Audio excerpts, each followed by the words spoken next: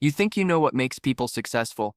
You see the winners, the achievers, the ones who seem to have it all figured out. You admire their discipline, their focus, their unwavering commitment to their dreams. But what if everything you believe about goals and success is completely backwards? What if the way you set your goals is actually sabotaging your future? What if the most successful people think about achievement in a fundamentally different way than everyone else? What if your goals themselves are revealing exactly why you're stuck where you are? Here's the uncomfortable truth that most people refuse to face.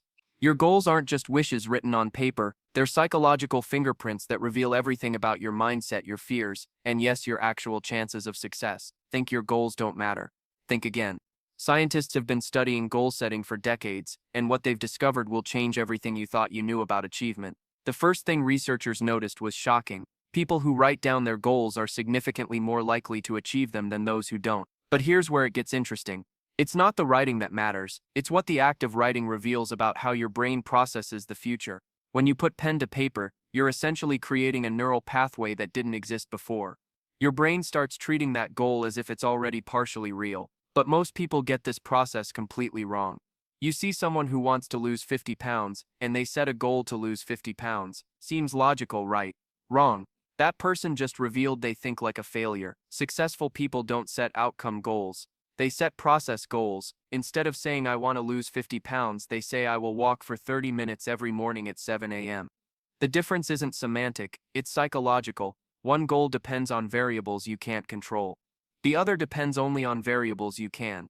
Research from behavioral psychology shows us something fascinating about the human brain and future planning.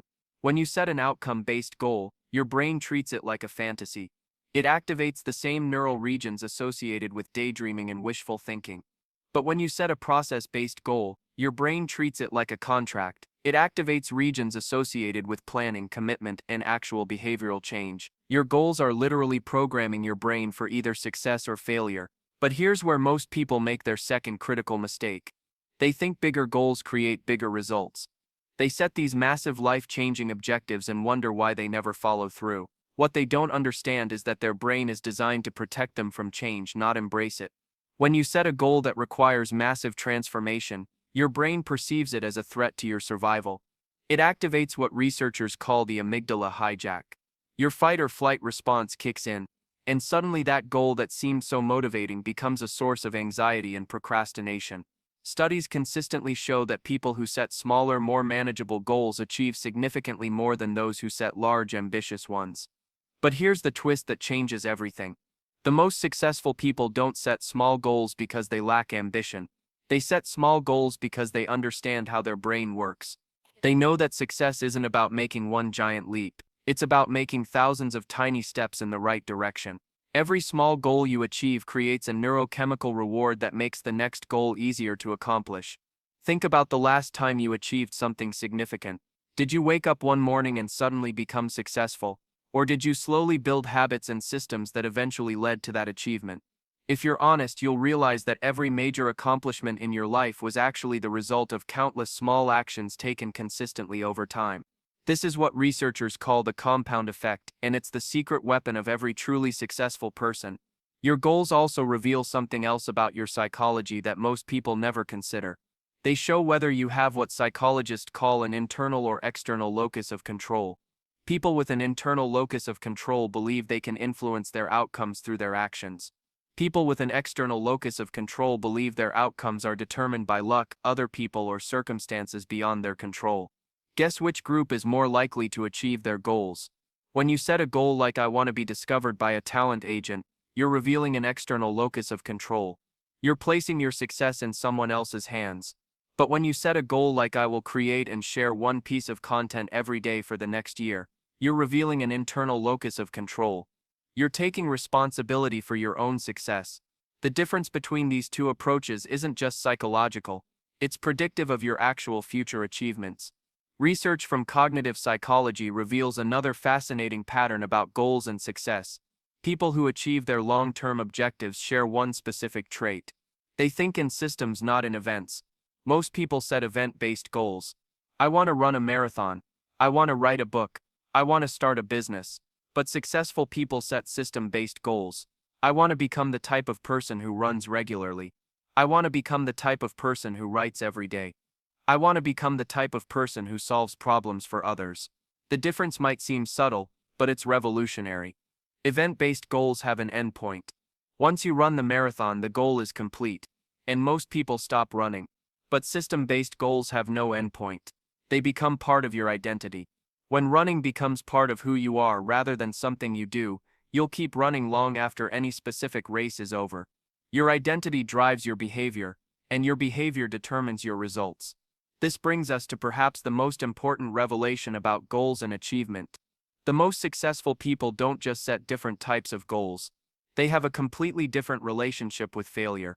Most people see failure as evidence that their goal was wrong or that they're not capable of achieving it. But successful people see failure as data. They adjust their approach, not their destination. Studies from performance psychology show that people who view failure as learning opportunities are significantly more likely to achieve their long-term objectives than those who view failure as personal shortcomings. When you miss a workout, do you tell yourself you're lazy and give up on your fitness goals? Or do you ask yourself what circumstances led to missing the workout and how you can prevent those circumstances in the future? Your answer to that question reveals everything about your future success. People who achieve significant goals don't have more willpower or discipline than everyone else. They have better systems for dealing with inevitable setbacks. They plan for failure, expect obstacles, and have predetermined responses for when things don't go according to plan. But here's what might be the most uncomfortable truth about goals and achievement. Most people don't actually want to achieve their goals. They want to achieve their goals.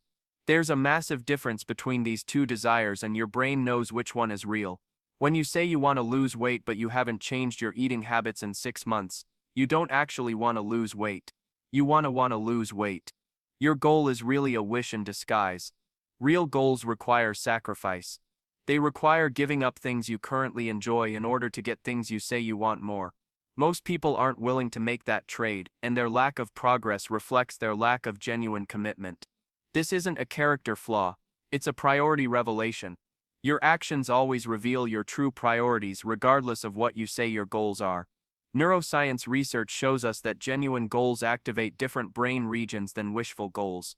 When you're truly committed to achieving something, your brain increases activity in the prefrontal cortex, the area responsible for planning and self-control. But when you're just fantasizing about achievement, your brain increases activity in the default mode network, the area associated with mind-wandering and self-referential thinking. The practical implication of this research is profound. You can literally measure how serious you are about a goal by observing your own behavior. If you're not taking consistent action toward your stated objective, you've discovered something important about yourself. You either don't actually want what you think you want, or you want something else more. This leads us to a crucial insight about goal setting that most people completely miss. The most important question isn't what do I want to achieve? The most important question is what am I willing to suffer for? Every worthwhile goal requires some form of discomfort, sacrifice, or delayed gratification. The people who achieve significant things aren't those who want success more than everyone else. They're those who are willing to endure more discomfort than everyone else. Think about it this way. Everyone wants to be in great physical shape, but not everyone is willing to be hungry sometimes, to be tired after workouts, to say no to social events that conflict with their exercise schedule. Everyone wants financial freedom, but not everyone is willing to live below their means, to learn new skills, to work when they don't feel like it. Your goals don't determine your future. Your willingness to suffer for those goals determines your future. This brings us to the final and perhaps most important revelation about what your goals reveal about your future achievements. The most successful people don't focus on achieving their goals. They focus on becoming the type of person who would naturally achieve those goals. This might sound like semantic gymnastics, but it's actually a fundamental shift in thinking that changes everything. When you focus on achieving a goal, you're focused on changing your results. But results are lag measures. They tell you what happened, not what's happening.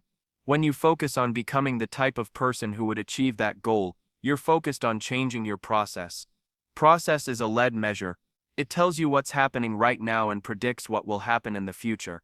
Someone who wants to become a successful entrepreneur doesn't just set a goal to start a business. They become the type of person who solves problems, who takes calculated risks, who learns from feedback, who persists through setbacks. The business becomes a natural expression of who they are, not something they're trying to force themselves to do. Meta-analysis of achievement research consistently shows that identity-based goals are significantly more effective than outcome-based goals. When your goal is to lose 20 pounds, you're fighting against your current identity. But when your goal is to become a healthy person, losing 20 pounds becomes just one expression of who you are. The weight loss becomes inevitable because it aligns with your identity rather than conflicts with it. This is why your goals reveal so much about your future achievements. They show whether you're thinking like someone who gets results, or someone who gets stuck. They reveal whether you understand how change actually happens, or whether you're relying on motivation and willpower.